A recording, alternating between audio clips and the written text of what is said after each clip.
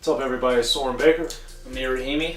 We're back here on The Great Debaters, and man, today we're digging into some of Amir's favorite material.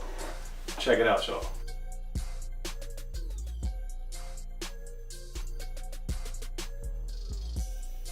Alright, Amir, so it's well documented for people that follow you on Instagram, or anywhere else for that matter, that Ice Cube's Death Certificate is your favorite album of all time. So, that being said, we're going to do a little look at this album in particular and pick our favorite song or our best song. So I think let's go with the best song on Death Certificate. So, being that this is your favorite album, I know you like all the songs. So hopefully this will prove to be a fruitful exercise. So Amir, what are like 2 or 3 songs that immediately come to your mind when you think of Ice Cube Death Certificate? Okay, so I'm going to correct you. It's not my favorite album, it's the best album ever made. So it's my favorite, but it's the best album ever made. That'll be another video. Yes, we'll do that at another time. The 3 songs that stick out to me that I would pick as my top 3 would be A Bird in the Hand. Okay. Us. Okay. This is so hard. Okay. No Vaseline or Alive on Arrival. Okay. We're going to go Alive on Arrival. Okay, so let's start with Alive on Arrival. Yes. This song, like all the songs on this album, is brilliant, and I think it really did a great job examining what was going on in the medical system in Killer King Hospital, as it was known back in the day, and then the story that Cube told on it unfortunately mirrored a lot of what was really happening in the world at the time at that particular hospital in South Central Los Angeles. So for you, Amir, what makes the song so potent? It just starts off in action. Someone gets shot, goes to the hospital, handcuffed to the bed, no respect. He's someone who's in critical care, who needs critical attention, yet he's in a waiting room for how long before he gets to a bed? Hours. And when he's in the bed, mind you, and he was watching full episodes of MASH. How long was that show? Okay, yeah. Maybe some people don't know what that show is. Okay. And then on top of that, as he stated, he's being interrogated, asked, what questions about gang affiliation. He's like, I just need help. Right. And he's been in this process for so long, and all he got was a Band-Aid and an IV. And to no surprise, the song concludes with him dying, a flat line. And the attention to detail on production, as well as his just storytelling capabilities, it has to be one of the premier songs on the album. And just, dude, okay, come on, man. And then the accuracy. Yeah. And then Us is another one that you mentioned. So on this song, a lot of the album, Death Certificate, is a condemnation and damnation on what's going on through the white power structure, through America's capitalist system and white supremacy. Whereas with Us, turns the focus to the black community and what the black community is delivering, the self-inflicted wounds, and what Ice Cube thought of that and thinks of it. So for you, what makes this song resonate for you as one of the best songs on Death Certificate? I think you summed it up quite excellent. The whole album, we're being told, what's wrong with, the system against, the blacks and certain things that they face that other ethnicities and races don't face. Whereas on this song, he points the finger at, himself and his community, and he's saying, like, we care about hairstyles and tennis shoes more than we care about, our welfare and our good being. And even in that sense, we're still eating, pork and chitlins and all these bad things. We don't take care of our families, our neighborhoods, or even our health for that matter. And it's quite absent in a lot of people who just blame everyone else. This is the one time, not the one time, but one of the few times where I hear an artist really blaming their own community for the things that they may fall short on.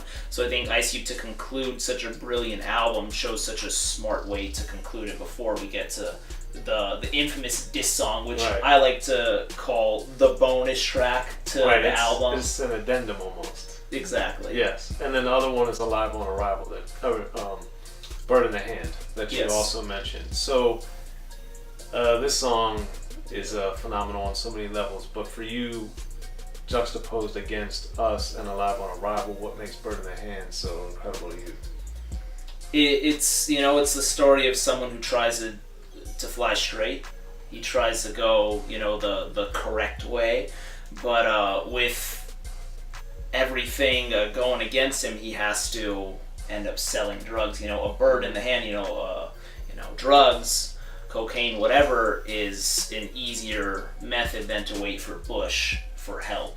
Right. And he had a good report card. He had good skills, but he can only land a job at McDonald's. But his kid is starving, so he needs to find a better way to make money.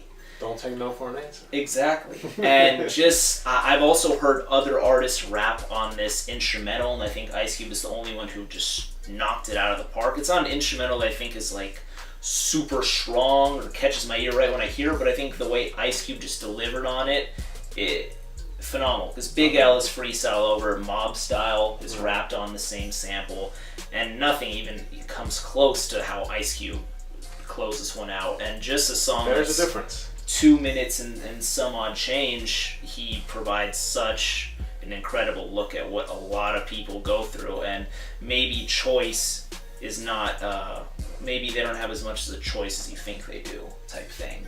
Right. Now those are some of Amir's favorites, which are also among my favorites, because there's only a few songs that I don't think are in the super upper echelon of this album, because it's basically, I'd say, 18 to 20 songs. 18 of the 20 are phenomenal, and then the other 1 or 2 I think are way above average, but not my favorite. That being said, 2 of the 3 that you mentioned, and even with No Vaseline, are 4 of my favorite songs on the album, and then the other 2 that I would like to add into the discussion that I thought were phenomenal were Colorblind, because that I love, like you do with Us, how the examination looks and gives us a different side of the story, or another side of the story I should say. And then with Colorblind, they kind of do a similar thing with gangbanging, specifically the gangbanging in Los Angeles, and I thought that was very powerful. And then just that is the song that features guests on it on the album, which I thought I do prefer it in generally speaking when artists hold their own, and obviously in this era artists were more prone to do that and did that on a regular basis. So I always liked the one song because I knew that for whatever reason there was something distinctive about the song that was going to make it stand out. And I think every artist on that record just was phenomenal, including and maybe especially King T. I thought his verse was phenomenal on there. So that's one of my other favorites. And then the other one I want to bring in is My Summer Vacation, because this song, man, I remember when I heard this song, it reminded me not of what was going on in Maryland, where I'm from, where I grew up, but just the sense of how what I was reading in newspapers and seeing on television and clearly in movies and stuff, that people that were outside of where the ground zero of what was happening in Los Angeles and other cities, how it was spreading out across the country. And I saw that with some people I knew that were doing things that maybe was a little bit over their head in the streets from where I was from, and how they were dealing with much bigger players in either Baltimore or Washington. And I was like, oh, this song is kind of explaining the reverse of that in a way. And I just thought that My Summer Vacation was so phenomenal to show the spread of drugs, to show the spread of gangs, to show the spread of violence, to show the spread of misery, and then to show how once you're in it, it's too late. You know, once you're in it to that degree, largely it's too late. And I just thought that's one of Ice Cube's best songs ever. And there's so many of the songs on this album are among his best songs ever. So we've now got 5 songs. So Amir, as we get here on The Great Debaters, what do you have to say on Colorblind and My Summer Vacation? I'm so happy, especially when as you mentioned, this is the only song with features. Whenever I heard that J. Cole's nonsense, no featured albums. I always think of this one, and he basically did the whole thing. But just the posse cut, dude. King T, Threat, everyone, Big Fred, Where's Red, Baby Blue, Where's Blue. How every artist sticks to the actual concept and the nature of the song is just something that I feel like is kind of missed, especially in these days. You can tell that they were in the studio with one another, crafting those verses, chatting in each other's ears of what to say as well. My Summer Vacation, as you mentioned, is just like, dude, people dying for a street that they never heard of. And it's like you get so deep in this, what are you even doing it for kind of thing as well. I mean, you're doing it for, but the people in Missouri and other cities and states, as you mentioned, I just think is such an excellent story. And where does he end up at the end of the song? He goes to jail in his draws, right? Dude. So that being said, Amir, here on The Great Debaters, we have to name names. So what is the best song on Ice Cube? Death Certificate. A Bird in the Hand. Okay. And for me, I'm going to disagree with you, and I'm going to say that it's My Summer Vacation. I think the album is so cinematic. A Bird in the Hand tells a similar story of someone trying to do something different, and obviously that character theoretically is a lot more innocent per se by the quote-unquote American standard or by the law. But I think they're both faced, obviously, with, in their mind, what end up being insurmountable odds, and they succumb in different ways. True. That being said, I prefer My Summer Vacation because I think it gave a broader sense of what was happening and how it was impacting people elsewhere, whereas I think that A Bird in the Hand showed a story that was happening everywhere, but it was very specific to the theme that Ice Cube was executing brilliantly on Death Certificate. So that's my take. That's Amir's take.